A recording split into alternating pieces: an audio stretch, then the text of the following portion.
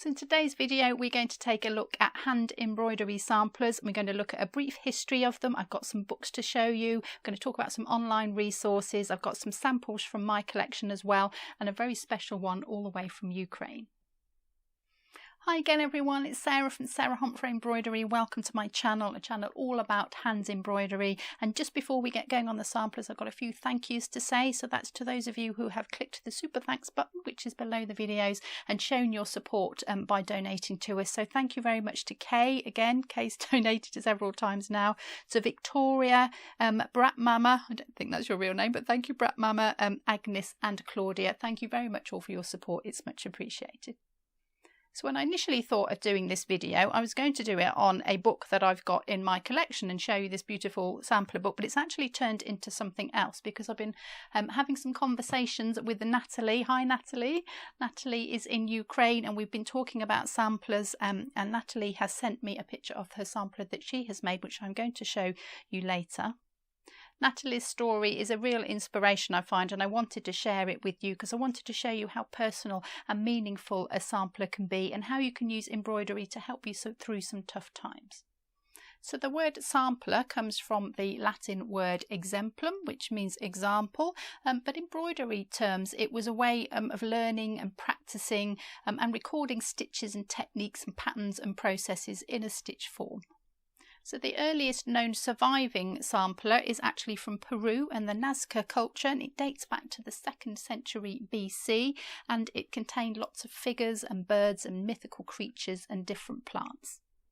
Now this piece is actually in the Metropolitan Museum of Art in New York, but it's not on display unfortunately, but you can see it online. They have a wonderful online resource. So if you go to the Metropolitan Museum of Art website, you can search for an item in their collection. I will put a link directly to this piece for you in the description below the video. And they've got some really good photos and you can zoom in and out of it and study it really close up. They've also got a picture of the back of this sampler, which you wouldn't get to see if you saw it in a museum case. So do go to the website and have a look at this really amazing piece. And if you're wondering why I mentioned the back of the embroidery, I do have a video all about this and why it is important that the back doesn't look like the front, but it is neat. So do go and check that video out. I think you'll find that really useful. So samplers were also found in Egyptian burial tombs from the 3rd and 4th centuries BC, but they didn't really appear in Europe until the 16th and 17th centuries. We only know this because there are actually records of a collection of samplers in the possession of Queen Joanna of Castile. We'd only have the records that she had them. We don't actually have the original samplers anymore, unfortunately. The oldest surviving European samplers date from the mid-16th and 17th centuries, and these were in the form of a spot sampler. So these were samples of different patterns, and these could be referred to later as and when needed. Pattern books weren't something that were easily available at that time, but I will show you some spot samplers shortly. So if we come a bit closer to home, so the oldest English surviving sampler is in the Victoria and Albert Museum, and it was stitched in 1598, well the date is 1598, by a Jane Bostock. Again, not on public display at the moment. It used to be, but it isn't at the moment, but you can see this online. So the Victoria and Albert Museum has an excellent online collection that you can look at and use to do some research. So you can go to the V&A website and look at their collections section. You can search for items, but again, I'll put a link straight to this one. The photographs are wonderful and you can zoom in really closely on these ones.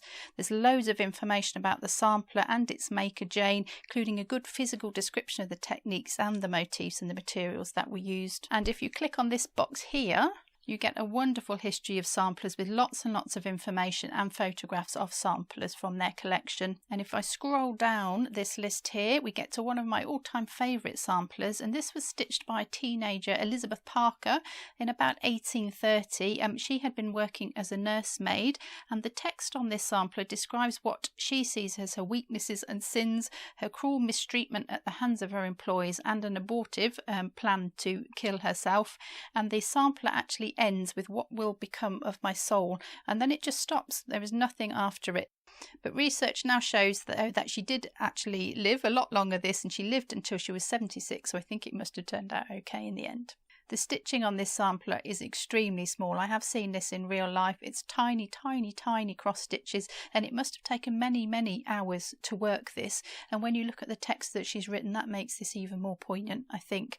And it's an interesting sampler because it's so very personal to the maker, and we'll talk about this again when we have a look at Natalie's sampler.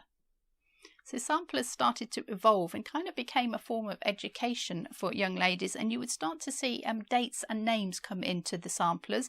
And then in the 17th and 18th centuries you would also see alphabets, verses were incorporated, maps, even multiplication tables, calendars, and even puzzles in some cases. So you can see how the content of the samplers is changing throughout the years. You will see a lot of samplers around today from the 18th and 19th centuries, and these ones were worked in school, so it became very much a part of the education, and it was about demonstrating their knowledge rather than being used as a working reference. So if we jump right forward to today, you can get loads and loads of beautiful sampler kits online, recreating all these fabulous 17th century ones, and they're really, really stunning. But I want to show you how you can use a sampler to help you to learn some stitches and to help you in your projects. So if you've been following any of my videos, you will have seen me reference sampling quite a lot in it and why you should do it. And I'm just going to show you that one briefly. So this is an actual working sampler that I use. So if I'm doing a video or I'm working on a project and I want to try stitch I haven't done for a while, or I want to try a new thread to use or try it out on a particular design, I have a little test of it first, and I just try these things out, make sure that I know what I'm doing and I'm happy with how it's working out, and then I can go on my main piece and I can do it on my main piece. And we do have a video all about this and why it's really good and why you should all be doing it. Do go and check that video out. I'll put a link up at the end of this one for you to go and have a look at that. So that's a very brief history about samplers. It is very, very in-depth. Go and check out that Victoria and Albert Museum article. That is really, really good. But what I want to do now is just show you some books that I think you'll find really interesting. So Ginger Cat's decided to join me for this, so I'll just talk over the top of him and then I'll move him out of the way. So the first book that I want to show you is a wonderful book from the Fitzwilliam Museum in Cambridge, and it's all about their collection of samplers. And this was the book I was originally going to do the video on, but I'm going to show you some of the samplers inside it and how wonderful they are. Excuse me, buddy. Come on. Ooh, you can sit there. There we go. Sit there. Good boy. So this was a book that they did from an exhibition they had of their samplers. They got lots of them out from the collection, and it's really a wonderful book, and it talks a lot about the social history of the samplers. So it's not so much about they used this stitch and they used this thread and they did it on this linen. It's about the people who stitched it, because you can tell a lot about somebody from these samplers, and it's a really good social history to look at and to study, and that's what this book does mainly. But I'm just going to have a flick through and show you some of the things from their collection. So I said we would look at some spot samplers. So here we've got a couple. So remember, these are the really early ones, and these were used as the reference. Instead of a reference book for patterns, they would make these, they'd see a design and they'd stitch a little bit of it, and then they got this reference to come back to. So you can see them here. So they're no fixed pattern in them, they're just sort of plonked around all over the place, really, and it really is a working sampler. So it's like that one that I showed you of mine that I use in my projects to practice my stitches, and that's really what this was. And they would build up these samplers and use these as reference pieces. So I'm just going to have a little flick through the book. There's loads and loads of really wonderful pictures in here. They've got so many samplers in their collection. It's a rather amazing collection, but I just wanted to jump to this one. What's really interesting about this one is the age of the person that did this. So this is Rachel Lee in 1821, and Rachel was aged 11. So they started young. I can't think what I was doing at age 11, but it was nothing this fine, that's for sure. So really, really young age that they started it from. And I've just marked a couple in here. These ones I thought were interesting because they did a lot of biblical scenes in them. And here is Adam and Eve, and this is a recurring theme, and I've got them in one of my samplers as well. So I just wanted to show you this one, and I can show you mine later. Not quite as detailed as this one is.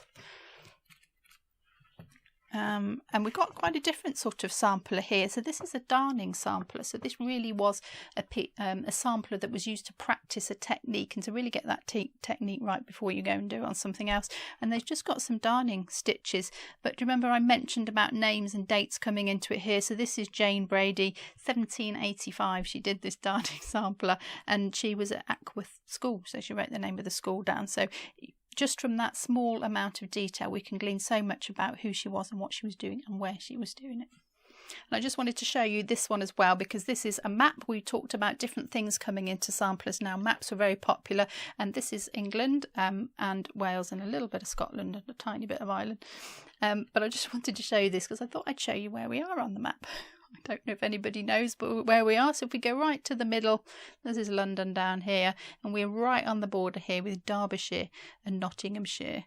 Right there, so right in the middle of the country. So I just thought that was fun to show you that and to show you these map samplers. And if you're interested in this book, it really is a wonderful book. I will put a link to it in the description below this video. But once again, you can also get this one online as well. The Fitzwilliam Museum has a really excellent collections section on their website. They're adding more things to it all the time, and if you put samplers in, again I'll link to this as well below, you can just see loads and loads of samplers from this actual book, and again you can study them up closely. So another really wonderful resource. So the next book I want to show you is a Miller's Guide, Samplers and How to Compare and Value Them.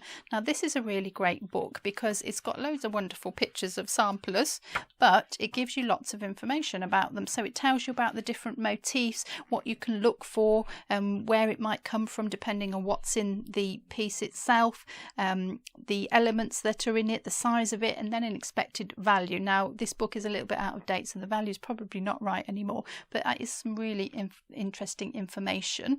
But if I just go back to the beginning here, so here's one of these band samplers. So after we had a spot sampler, these would turn into band samplers, and they would just create these bands of embroidery, and this would become a really good record of some really quite intricate stitches now.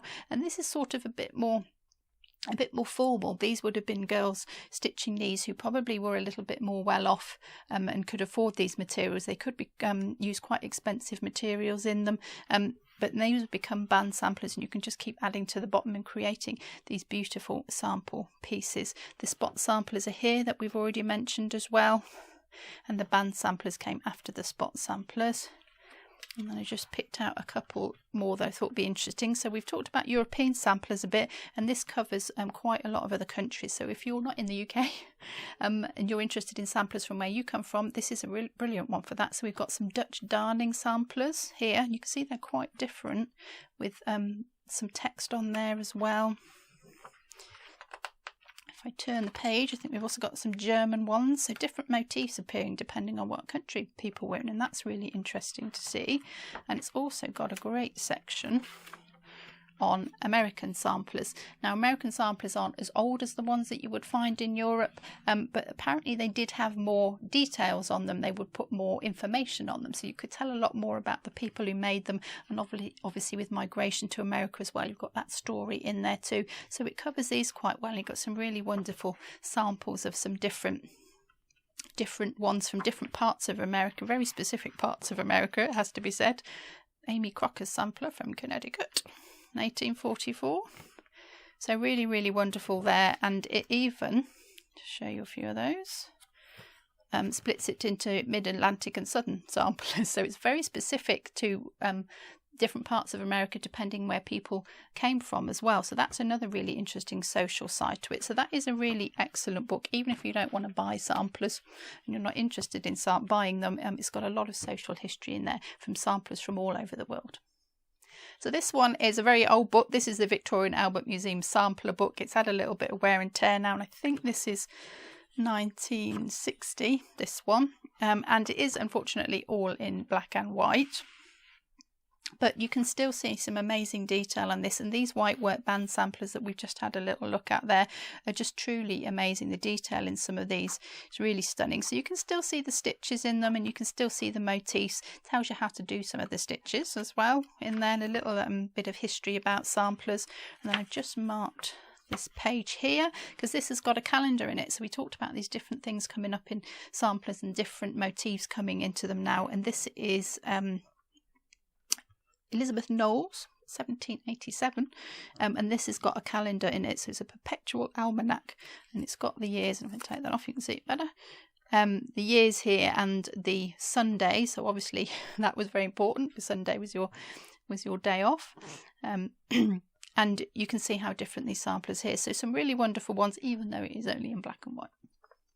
So another book that I found on my shelf, I got more samplers that I thought I'd got, is this Samplers and Tapestry Embroideries. Not a very exciting looking cover, it has to be said, and again a little bit older, so it's got a lot of black and white pictures in it, but some history again. It has got some colour plates, and these colour plates are rather wonderful. It's got some really beautiful different samplers in here, and I've again just picked one out to show you.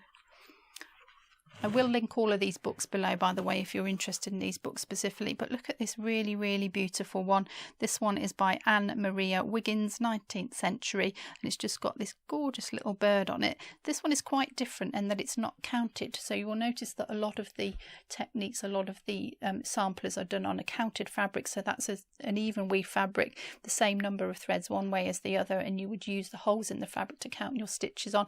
This one isn't. This one is quite freestyle, and it's extremely beautiful, and this actually says on it, which is quite astounding, age 7 years that she did this at, which I just think that one is so beautiful, really stunning. So sometimes these books can have real gems in them. Do check out the charity shops or the Goodwill stores and see if you can find them. A lot of the time these books that don't look really beautiful on the front have got some real gems inside, so definitely worth looking out for them. So I also just wanted to show you some books on if you wanted to do a modern day sampler. If you like the style of these old samplers and you think, oh, I'd really love to do one of those, but I want something more up to date, I've got a few books on my shelf that are really good. So I'm just going to show you quickly through those ones. This one is a sampler workbook, Motifs and Patterns by Caroline Vincent. This one is really beautiful. It's got some lovely patterns in it, and you can just take these motifs and you can make up your own sampler. Look at those little deer. Absolutely gorgeous. So these are all counted techniques. You would need an Aida fabric or a linen fabric for these. Got flower borders, got larger motifs. So really, really stunning. If you want the resource, look at those little chickens. Little chickens and ducks and swans and geese. Really, really beautiful set of designs, so you could use something like that. On the same vein, Picture It in Cross Stitch by Jo Verso. I've picked these up from charity shops. There are loads of this sort of book in charity shops. If you want some motifs, do go and look there, because they are really good for this kind of a book. And again, just some more motifs that you can take out there, some finished designs as well, little houses. Talk about houses a bit later. Lettering and alphabets. We know that they did a lot of alphabets, probably learning to read and write on their samplers. So loads of different things in there as well. So that's another good resource. And the last one is Donna Cooler's 555 cross-stitch sampler motifs. If there isn't something in there, you don't need it, basically. If you can't find something in this, look at this. So it's got even a key here for the threads and the colours that you can use if you want that much detail, and some more modern motifs as well if you want to do something that's more relevant and more up to date. Hot chili pepper. So some really wonderful designs in there as well. So do have a look out for those if you want some motifs to do in your own designs. And if you're wondering what this one on the wall is behind me, this is from that book from the Fitzwilliam Museum. It's actually a tea towel. It's a printed tea towel, and I thought it was so beautiful I had to have it, but it's actually a copy from one of the pieces in the collection as well. So it's not stitched, it's not the original stitching, it's a more modern version of the stitching, but it's really, really beautiful thing to put on a tea towel.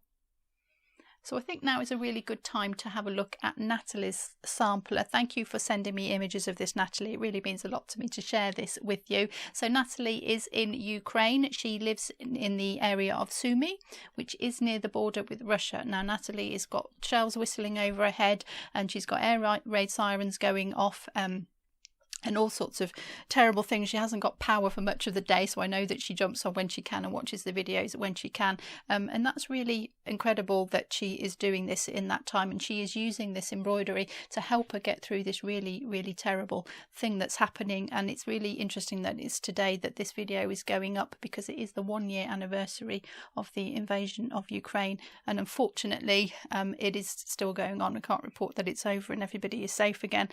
So it is a really wonderful story to share with you, and I hope that that you really like Natalie's sampler. So Natalie and I got chatting on the comment section from my YouTube videos, because I made a YouTube video about a trip to the Harrogate Knitting and Stitching show, and I looked at some of the pieces there from the Embroiderers Guild collection, and in there was a sampler of Wessex work, which is a kind of a counted white work technique. And this lady had made this sampler during the First World War, and had actually finished the sampler as the war ended, and she actually wrote in her little inscription on the sampler about how the guns had fallen silent and it was the end to the war.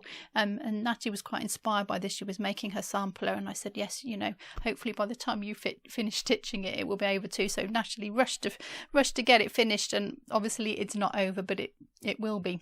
It will be one day. And Natalie shared this with me, and I wanted to show you this and what she has put in it, and what these elements that she's used in it mean. So this is Natalie's beautiful sampler here that she has made. So this has been worked on a counted linen, and it's got lots of motifs that mean a lot to Natalie and a lot about Ukraine. So I'm just going to go through some of those with you that Natalie's taken the time very kindly to send me and to talk to me about this. So we've got some plant and floral ornaments first and foremost, and you can see what beautiful colours these are, and they can be very simple motifs to represent something. You don't need a lot of stitches to show what something is. So there's some plants and some floral ones here. We've got an oak tree here, a symbol of strength, life, energy and development. And I love the meanings behind all of these elements that have gone to this piece. You just look at it and think that's a beautiful piece of stitching, and then when you realise what's behind it, it's how important it is to the maker and what's gone into these pieces. So she says the oak motifs are mostly embroidered on mail shirts and festive towels, and she has actually sent me a picture of some of them. I think this is Natalie herself wearing one of these shirts. They're absolutely beautiful shirts. I really want one of these, and they look really stunning. So you can take something from a sampler and you can put it into clothing as well, and I quite like that crossover of different techniques. So this motif here, this beautiful motif, depicts a Guelder rose, a widely spread plant in Ukraine. It can easily be found near houses, and I know that Natalie loves roses, so something very important to her to go into this. Mostly embroidered on female shirts or festive towels, symbolises love, beauty and wealth, and its berries mean blood drops of unconquerable people. So in the top left corner here we have some poppies, considered an amulet guard of the family, also embroidered onto clothes, and of course, as is with lots of places in the world, is a symbol of war and of remembrance for those lost in war. So we've also got some geometric symbols on here, and we've got an octagon here, an octagon star symbolising the universe in its order and harmony, and a full octagon star sometimes called a mother star. So we've got a couple of motifs here that are diaper patterns, and if you're familiar with blackwork, you'll know that these are a counted stitch, so a counted pattern, and these ones are related to fertility, often found on young people's clothes and wedding towels. And Natalie also mentions the colours that are used in this, because colours can be very symbolic and they do change from culture to culture as well. So I should just tell you what she's written about the colours she's used. So red, colour of the sun, love and passion, protection and luck. She's got yellow and orange there, soaring energy, life, joy, wealth and prosperity. Green for birth and growth. Blue from a woman's energy, calmness and the colour of the water in the sky. And red and black. Now this is an interesting one in Ukraine's traditional combination of colours in Ukrainian embroidery, but she has actually deliberately avoided using black because it means pain and anguish, and obviously you don't want that at this time, so she's used a dark green instead. So she has changed the colours that would be traditional, but changed them for the time that she's in and for the feelings that she's reflected, and changed them to mean something else to her instead. She's also got Ukraine in the colours of the Ukraine flag there, and the word victory as well, which we all hope will come very, very soon. So thank you so much, Natalie, for sharing that with us all, and to everybody in Ukraine, if you're watching, if you're a stitcher, we are all thinking of you, and I hope you are finding some solace in your embroidery. So I thought I would just show you a couple of pieces from my collection and how I have used sampling in my work. And we'll just start with this quite simple one in a more traditional style. So this is done on a counted linen also, like Natalie's has been done here. And as you can see, it's quite a while ago, 2009. Do put the dates on things, because we tend not to so much with embroideries. We tend not to sign things and mark things. So do put the dates on, because in the future that will be really important as to when this thing happened. And I've put my name on it as well. Not putting my age on it. Putting my age on it. And I got a couple of motifs that I've taken out of books, and then this nice twisted roses around it as well, and it's got red on one side and white on the other. This was a fairy tale I loved when I was younger, and there was bushes and some of them were red and some of them were white, and I always remembered that, which is why that I've got those two colours in it there. And then the Adam and Eve motif in the middle, we looked at that in one of the books earlier and how popular that motif was, and here's my little Adam and Eve, and she's taking the apple from the apple tree. So trying some different stitches. They're not all counted, this is just like a long and short here. Got some beads in there, got some needlepoint stitching in here, just some tent stitch in here, got some cross stitch as well in the writing. In fact, that's tent stitch in the writing and a cross stitch in the motifs. And then I've even got some gold work around the edge, so you can bring lots of different techniques into these things, into these pieces, and you can decorate it however you like. So following on from the Adam and Eve sampler that I've just shown you, this is a little sampler I did for a class, and I just want to show you how easy it is to start something like this yourself. So we've done it on an Ada fabric here, so it's got holes in it, so it's nice and easy to count and easy to see the stitches, and just started by using a cross stitch around the edge and made a border, and then just worked inside the border, and I've just done some stitches. So I've started with a running stitch and then gone to a back stitch, so just started with a simple stitch and working up to more complicated stitches. And I've gone into some French knots and some stem stitch. I put some beads in there as well, and just made a little stitch sampler of my own. And you can practice some new stitches, or you can just do as I've done and gone from simple to more complex stitches. And then we did a little motif at the bottom, so I have done a little cute version of my house. I wish it had a nice tree by the side like it has. And people either did their own houses, so you can get some graph paper and you can just plot your house on that and work that out beforehand, or you can take a motif from a book like the ones that we've looked at earlier, and we just work this in the bottom. And I put the date on it as well. Do make sure you put the date on things, it's really important to know later on when something was made. You can put it in a bit of context, and you can just build up your samplers that way, and you can do a really simple one just by starting like that. I wanted to show you these samplers because I did these on my apprenticeship, so we didn't always do finished pieces. Sometimes we just learned a technique for a few days. We made some samplers and it went into our folder for reference, and we could use them again later. So these are my beadwork samplers.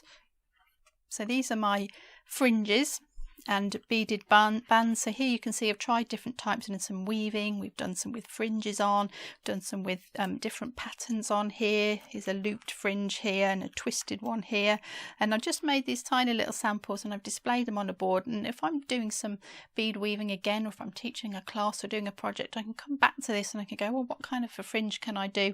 And I can seam this little sampler here and I can choose one from that. So very much a working kind of a sampler. And on that theme, we've got another one here that I did. This is on a piece of calico, and I've just written on the calico what the stitches are. So again, a bead sampler, applying beads and sequins to fabric. So I've got some running stitch here, and it's really lovely. I love the feel of this sampler. Some couching, satin stitch, upright beads. Look at these ones, they stand upright, really good fun. So just lots of different types of ways of using beads, and I've got sequins at the bottom and all the different ways you can put sequins down, doing beads with some embroidery as well. And then in the middle I've just got a sampler that I've made using quite a few of these techniques, so a really great reference guide, and you can see that it was actually in a folder. I put a little tag on it and it was in a folder, and very much a working sampler, but it is quite beautiful as well, and I haven't seen it for a while and it's quite nice to see it again. So you keep these samplers, you know, you never know when you might find them useful.